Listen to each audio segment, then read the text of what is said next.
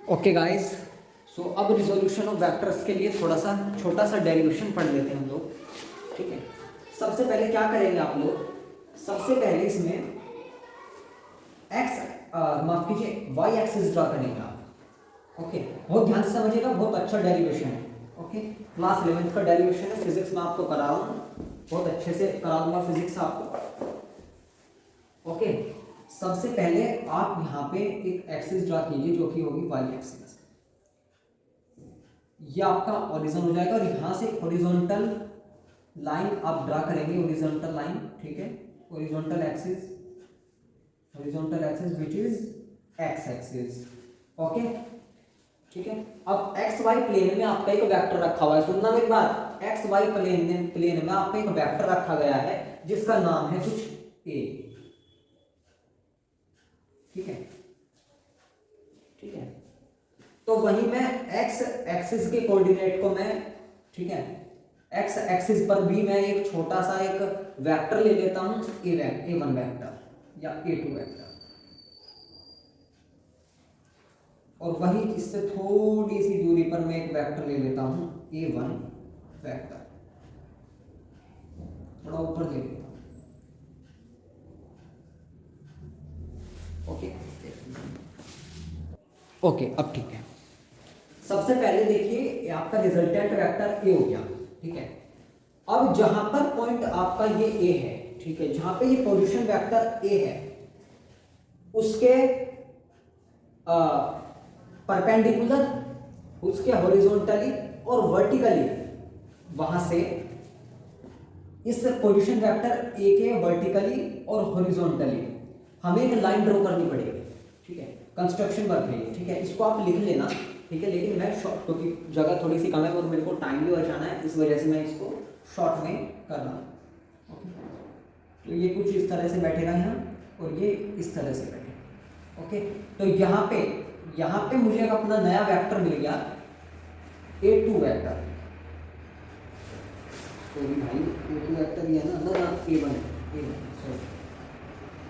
A1 vector. आप सोचेंगे कि देख के करा रहा हूँ, देखिए थोड़ा कंफ्यूजन क्रिएट होता है। ओके, तो ये ए2 वेक्टर। ओके, सही कराऊंगा, गलत कुछ नहीं कराऊंगा। Okay, A1 vector and A2 vector, A1 vector and A2 vector. अब आप देख सकते हैं कि ये आपका ए1 वेक्टर हो गया इतना, और ये इतना ए2 वेक्टर हो गया। ए1 वेक्टर आपका आई कैप के पैरेलल है। ठीक है, x I cap, x I cap, x I cap, तो एक्स का ये कंपोनेंट आई हो जाएगा। ओके, तो ए1 पैरेलल हो गया आपका इसके आई कैप के, और वही ए2 वाई का कंपोनेंट जे कैप, तो ए2 पैरेलल हो जाएगा जे कैप के। इस तरह से आमने सामने देख सकते हैं आप लोग, A one parallel to I cap. देखो एक्स एक्सिस भी हॉरिजॉन्टल में है और आई कंपोनेंट भी हॉरिजॉन्टल पे है। वही ए2 जे कैप के पैरेलल है, तो ए2 वर्टिकल में है तो जे कैप भी वर्टिकल में है। ठीक है, तो A one parallel to I cap and A two parallel to J cap. Okay, अब बात को थोड़ा सा ध्यान से सुनिएगा।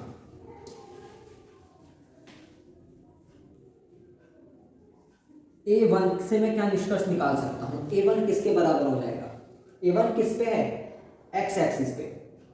ठीक है, और एक्स एक्सिस का कंपोनेंट आई कैप, तो A1 is equal to A X I cap. Okay, and A2 is equal to A Y J cap. Okay, फिलहाल आप इतना समझिएगा, इसको नोट कीजिए। ओके, क्लियर है इतना। सो अब आपका क्या आ जाता है, ए एक्स और ए वाई।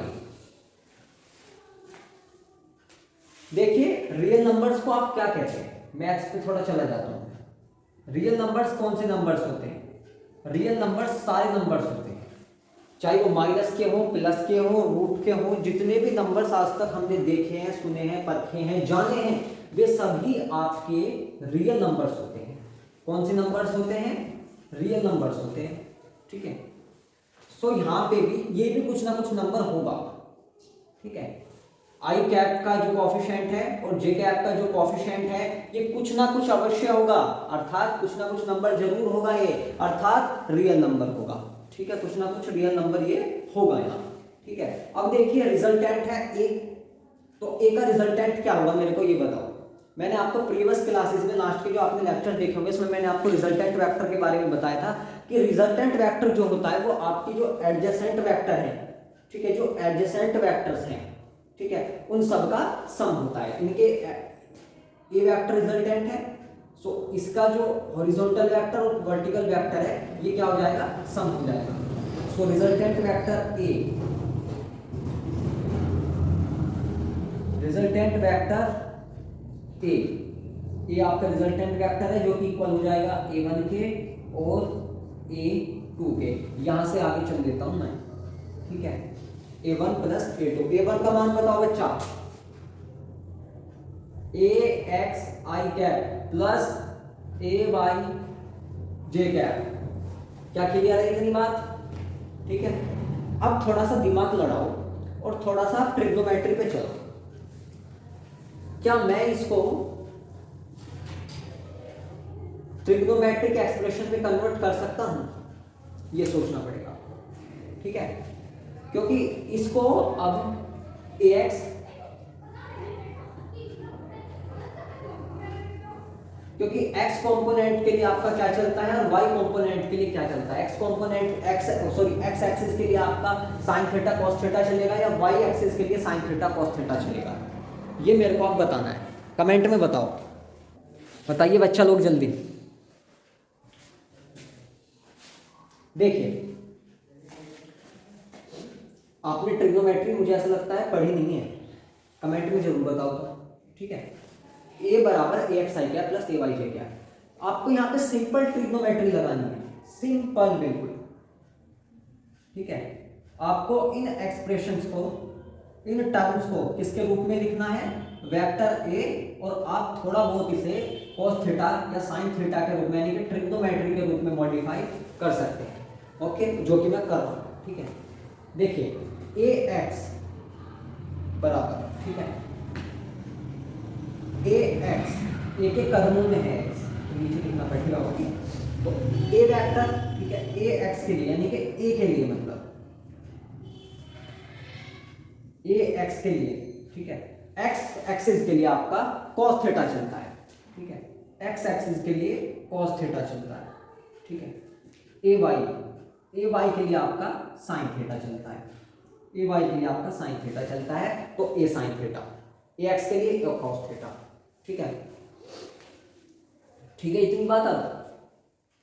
अब चलिए, अब ax का मान यहां रखिए और ay का मान यहां रखिए। Put all the values in equation first, put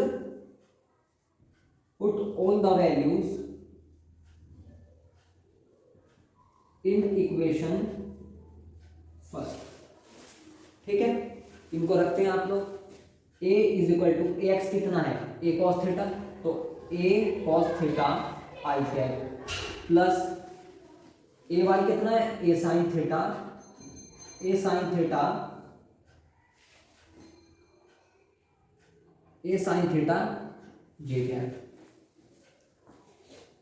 okay. क्या क्लियर है इतना। अब a किसके बराबर है, a बराबर है ax i कैप के प्लस ay j कैप के,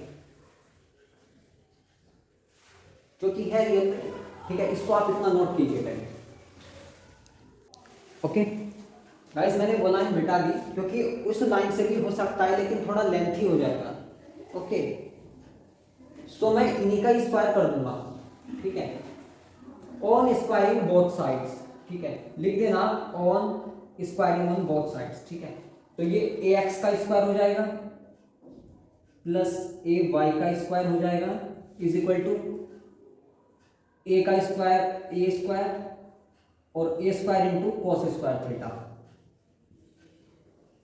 प्लस, अब इनको ऐड कर देंगे, ठीक है, इनको adding and squaring both sides इस तरह से लिखना है, plus a square into sine square theta, ठीक है। ए एक्स का square is equal to a square common आ जाएगा into cos square theta plus sine square theta.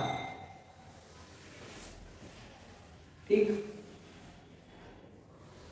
Cos square theta plus sine square theta का आपको मालूम है 1 हो जाएगा। तो ए स्क्वायर किसके इक्वल आ जाएगा, ए एक्स स्क्वायर प्लस ए वाई स्क्वायर के। स्क्वायर इधर आके अंडर रूट में चेंज हो जाएगा, तो ए आपका आ जाएगा अंडर रूट ए एक्स का स्क्वायर प्लस ए वाई का स्क्वायर। ये छोटा सा डेरिवेशन था आपका। ठीक है, अगर मैं इसको और आगे बढ़ाना चाहूँ,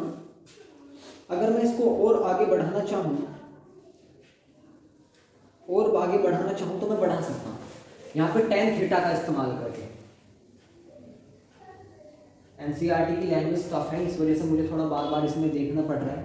ओके, मैं इसको अपने तरीके से भी करा सकता था, बट मुझे एनसीईआरटी ही कवर कराना है। ओके, एनसीईआरटी को इजी वे में कवर कराना है। ठीक है, मैं अपने तरीके से भी आपको ये करा सकता हूँ, बट मेरे को एनसीईआरटी से करना है। ओके, चलिए टेन थीटा क्या होता है, परपेंडिकुलर अपॉन बेस। परपेंडिकुलर यानी कि वर्टिकल, वर्टिकल यानी कि वाई एक्सिस।